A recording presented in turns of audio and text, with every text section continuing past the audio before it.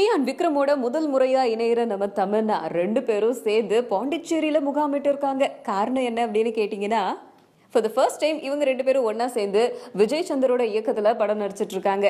அந்த படத்தோட ஷூட்டிங்காக தான் ரெண்டு பேரும் பாண்டிச்சேரி போயிருக்காங்க. விக்ரமோட லாஸ்ட் திரைப்படமான இருமுகன் சரியா போகாத காரணத்தினால அடுத்த படம் கண்டிப்பா ஒரு ஹிட் கொடுத்துடணும் அப்படிங்கிறதுக்காக வாலு திரைப்படத்தை இயக்குன விஜய் சந்தரோட படத்துல கமிட் ஆனாரு. இந்த படத்துல நிறைய புது அனுபவம் நம்ம விக்ரமுக்கு. ஃபர்ஸ்ட் தமன்னா, ரெண்டாவது ஆக்டர் சூரி முதல் முறையா இந்த படத்துல விக்ரம் கூட சேர்ந்து நடிக்கிறாரு. அண்ட் ரொம்ப நாள் கழிச்சு இந்த திரைப்படத்துல ஒரு பாடலுக்கு குத்தாட்டமும் ஆட இருக்காராம். பொதுவா பாண்டிச்சேரி ஷூட்டிங் அப்படின்னாலே சாங் சீக்வன்சஸ் இல்ல ரொமான்டிக்கான சீன்ஸ் இதெல்லாம் தான் எடுப்பாங்க. இந்த படத்துலயும் விக்ரம் அண்ட் தமன்னா சம்பந்தப்பட்ட ரொமான்டிக் சீன்ஸ் எல்லாம் பாண்டிச்சேரியில எடுக்க போறாங்களாம். அண்ட் இவங்களோட டுயட் சாங்க பேங்காக்ல ஷூட் பண்ணலாம் அப்படின்னு படக்குழுவினர் பிளான் பண்ணிருக்காங்க. சோ விஜய் சந்தர் விக்ரமோட டீம் பின்னி மில்ஸ் பாண்டிச்சேரி பேங்காக்னு சுத்தி சுத்தி ட்ரிப் அடிச்சு ஷூட் பண்ணிட்டு இருக்காங்க. இது எப்படி இருக்க போகுது அப்படிங்கிற எக்ஸைட்மெண்ட் இப்போ இருந்தே ஸ்டார்ட் ஆயிருச்சு.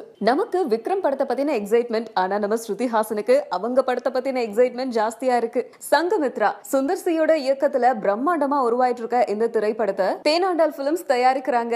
ஏஆர் ரஹ்மான் இந்த திரைப்படத்துக்கு மியூசிக் கம்போசிங்லாம் பண்றாரு. அண்ட் இந்த திரைப்படத்துல ஜெயம் ரவி, ஆர்யா, ஸ்ருதி ஹாசன் இவங்கலாம் முக்கியமான ரோலுக்கு தேர்வாகி இருக்காங்களாம். சங்கமித்ரா திரைப்படம் ஒரு எபிக் மூவியா உருவாயிட்டு இருக்கிறதுனால இந்த திரைப்படத்துல நிறைய போர்க்கள சீன்ஸ் எல்லாம் வச்சிருக்காங்க. சோ அதுல நடிக்கிறதுக்கு ஆப்டா இருக்க மாதிரி தான் நடிகர் நடிகைகளை தேர்வு பண்ணிட்டு இருக்காங்க. சோ அந்த வகையில ஸ்ருதி ஹாசனுக்கும் ஹீரோஸ்க்கு இணையான போர்க்களத்துல சண்டை போடுற மாதிரியான காட்சிகள்லாம் வச்சிருக்காங்களாம். அந்த படத்துல நடிக்கிறதுக்கு, முக்கியமா போர்க்காட்சிகள்ல நடிக்கிறதுக்கு நம்ம ஸ்ருதி ஹாசன் பயங்கரமான பயிற்சிகள்லாம் எடுத்துட்டு இருக்காங்களாம். முக்கியமா அவங்க ஸ்டண்ட் மாஸ்டரோட நிறைய டைம் ஸ்பெண்ட் பண்ணி ஃபைட் எல்லாம் கத்துட்டு இருக்காங்களாம். இது வரைக்கும் எபிக் மூவிஸ், சரித்திர பின்னணியை கொண்ட படம், வார் சீக்வன்சஸ் இதுலலாம் ஒரு ஹீரோயின் நடிக்கிறாங்க அப்படின்னா உடனடியா நமக்கு அனுஷ்காவோட ஞாபகம் தான் வரும். சோ இந்த படத்துல ஸ்ருதி ஹாசன் அந்த ட்ரெண்டை மாத்துவாங்களா இல்லையா அப்படிங்கறத நம்ம வெயிட் பண்ணி தான் பார்க்கணும். இந்த படத்துக்கு நம்ம வெயிட் பண்ணிட்டு இருக்க மாதிரியே ரம்பாவோட கேஸ் என்னாச்சு அப்படிங்கறத தெரிஞ்சுக்கிறதுக்கு பல பேர் வெயிட் பண்ணிட்டு இருந்தாங்க. பட் அதுக்கான இறுதி முடிவு நமக்கு இன்னைக்கு கிடைச்சிருச்சு. ஃபைனலா ஆக்ட்ரஸ் ரம்பா அவங்களோட கணவரோட சேர்ந்து வாழறதுக்கு சமரசமா இறங்கிட்டாங்களாம். உழவன் திரைப்படம் மூலமா நம்ம தமிழ் இண்டஸ்ட்ரிக்கு அறிமுகமானவங்க தான் நடிகை ரம்பா.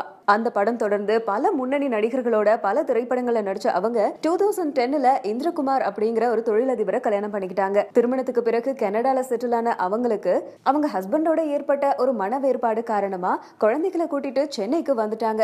அப்புறம் ரியாலிட்டி ஷோஸ்ல எல்லாம் பங்கேற்ற அவங்க கோர்ட்ல தன்னோட கணவரை தன் கூட சேர்ந்து வாழும்படி உத்தரவிடுங்க அப்படின்னு ஒரு கேஸும் போட்டிருந்தாங்க. அந்த கேஸ் பல ஹியரிங்க்கு அப்புறம் இப்பதான் முடிஞ்சிருக்கு. இது குடும்ப பிரச்சனையா இருக்கிறதால நீதிபதிகள் ரம்பாவையும் அவங்களோட ஹஸ்பண்டையும் பேசி ஒரு முடிவுக்கு வரும்படி சொல்லியிருந்தாங்க. சோ ரெண்டு பேருமே பேசி ஒரு முடிவுக்கு வந்து நாங்க ரெண்டு பேரும் ஒன்னா சேர்ந்து வாழறதுக்கு விருப்பப்படுறோம் அப்படின்னு சொல்லி இந்த கேஸை முடிச்சு வச்சிருக்காங்க.